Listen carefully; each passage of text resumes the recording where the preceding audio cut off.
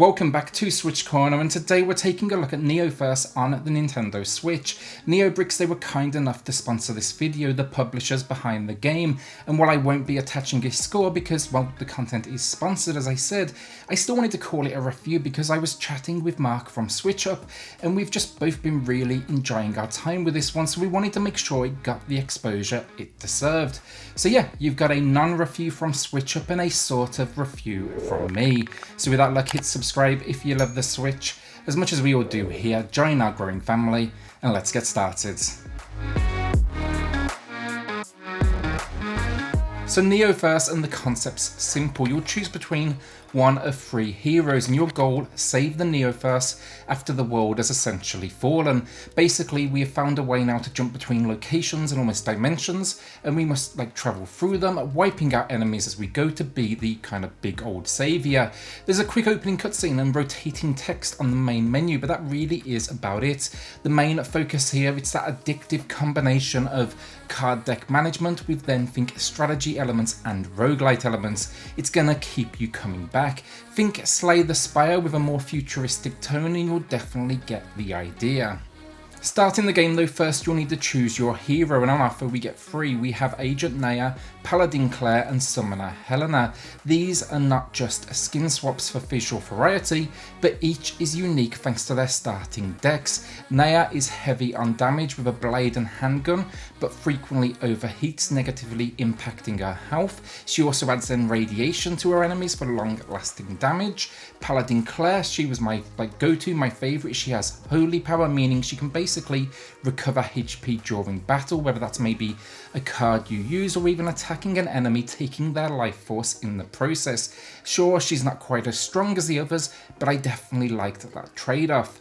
Then finally we get Summoner Helena, and she brings all sorts of guardians and beasts into battle alongside her. She's by far the most varied of the three as she wields these different guardians, but I also found her the most complicated to manage. All three then, they have four different starting decks to choose from with a slightly different focus for each. I used the vampiric deck with Claire, which allowed me to basically regain health as I attack so I could still be aggressive with my approach.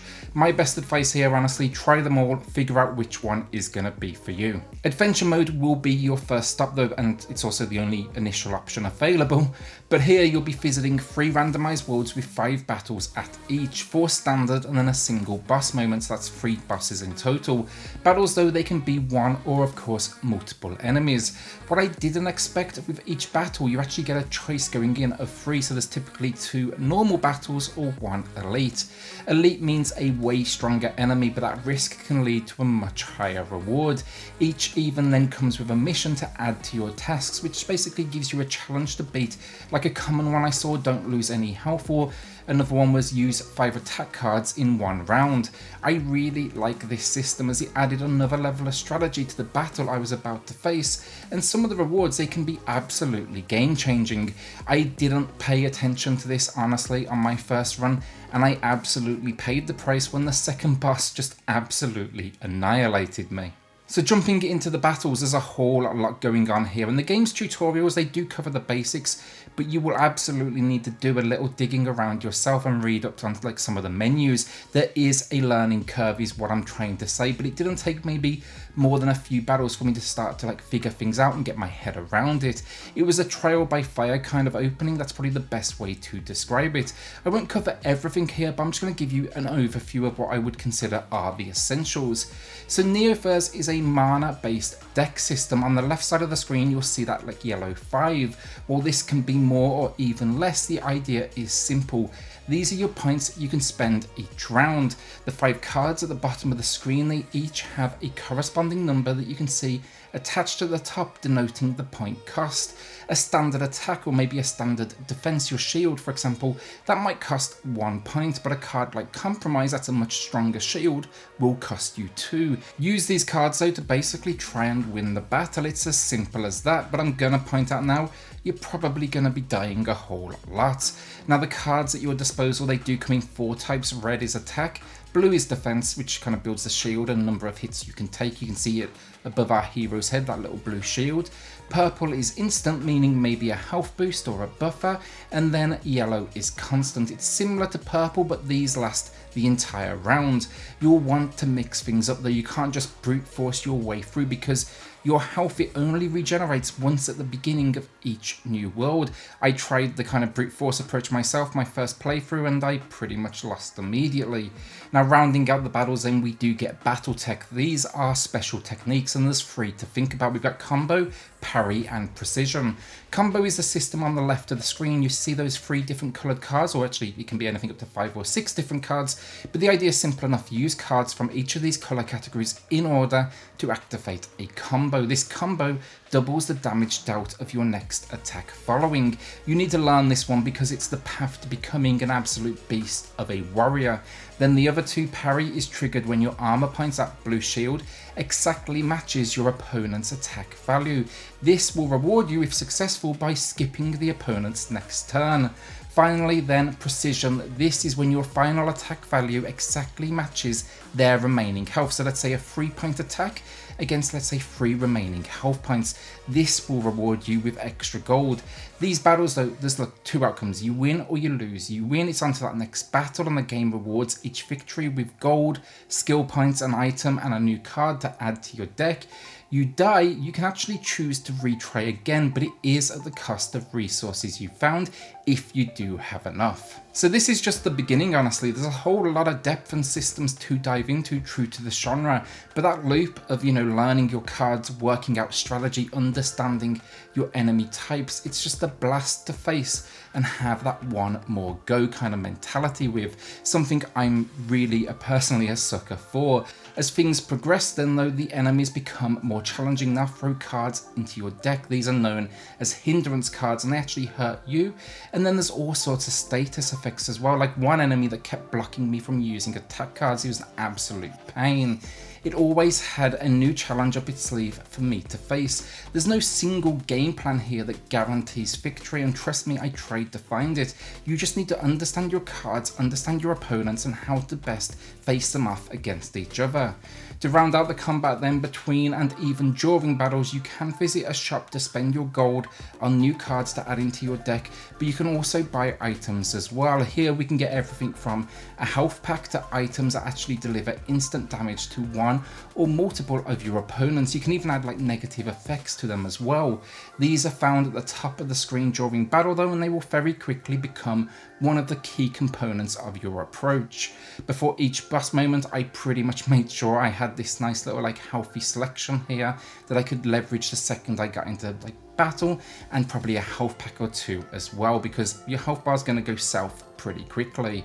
You can also then purchase extra skill points, which along with those earned in battle can go towards your skill tree. This is again random, but basically they level up our character in different ways, like Deep Sleep that adds HP, or Short Break which adds mana. I pretty much exclusively went for anything health and shield related. It just allowed me for a tiny bit of extra room for error.